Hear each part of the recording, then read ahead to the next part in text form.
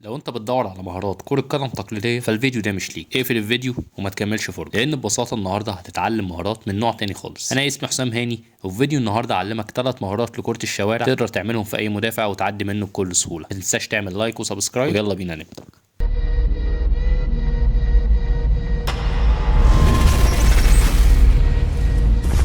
اول مهارة معانا وهي الانيستا فيك شوت.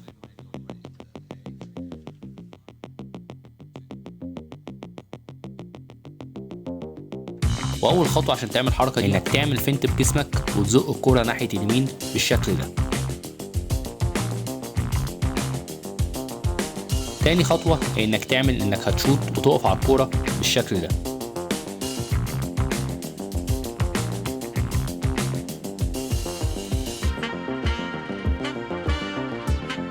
تالت خطوه انك تعمل البيزك سويتش، ودي من الحركات المهمه اللي لازم تتعلمها لو عايز تطور كنترولك على الكوره.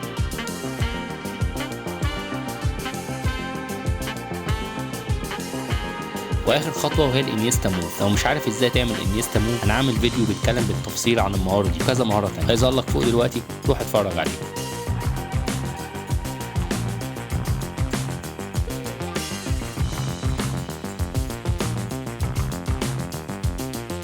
والحركه على بعضها هتبقى بالشكل ده.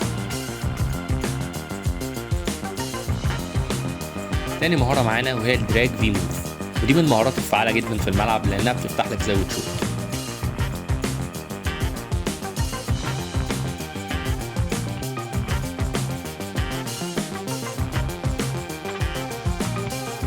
اول خطوه عشان تعمل الحركه دي هي انك تزق الكوره برجلك اليمين ناحيه رجلك الشمال، وتدوس برجلك اليمين على الارض كأن الكوره جريت منك بالظبط بالشكل ده.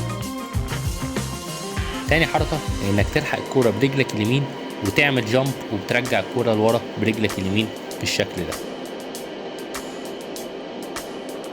تالت خطوه هي انك تلحق الكوره برجلك اليمين وتعمل الفي موف عشان تفتح لنفسك زاويه شوط او تفتح لنفسك زاويه تقدر تعدي بيها المدافع.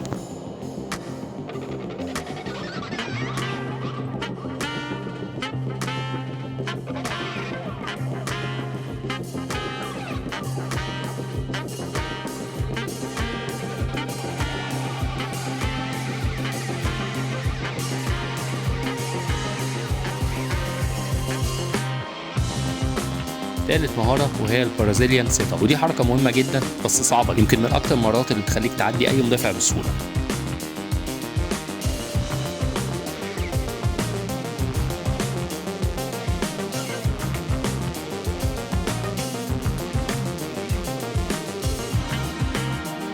أول خطوة عشان تعمل الحركة دي هي إنك تزق الكورة برجلك اليمين باتجاه معاكس بالشكل ده.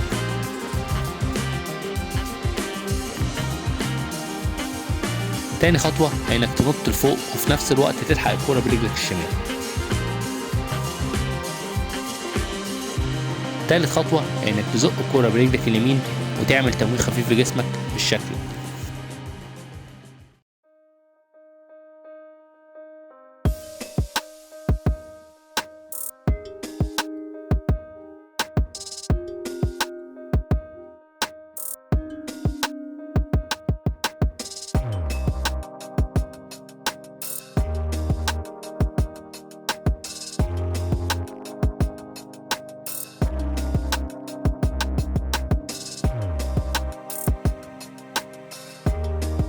فاضل اقول لك امتى تستخدم الحركات دي وايه المواقف المفيده اللي ممكن تستخدمها فيها. اول حركه هي الانيستا فيك شوت، بنستخدمها في موقف 1 على 1 وبتبقى مفيده جدا لو انت كنت متطرف شويه في الملعب، يعني لو بتلعب وينج مثلا. وهنا لما بتعملها بتديك مساحه انك تجري لطرف الملعب او تفتح زاويه شوط لرجلك الشمال. تاني حركه وهي الدراج في موف، ودي الاحسن انك تعملها وتشوط على طول لانها مش بتدي لك مومنتم او دفعه جامده عشان تقدر تجري لقدام. اخر حركه وهي البرازيليان سيت اب، وزي ما قلت لك قبل كده لو هتتعلم حاجه من الفيديو ده فتعلم الحركه دي، لان في موقف 1 على 1 الحركه دي بتفتح لك مساحه رهيبه للشوط او انك ترقص المدافع. وبكده نكون خلصنا فيديو النهارده. لو انت حابب تطور نفسك في كرة القدم في البيت ومن غير كوتش وتتمرن زي الاجانب، انزل اعمل سبسكرايب وانا هقول لك على احسن التمارين اللي الناس بتعملها بره عشان تحسن مستواك. سلام عليكم.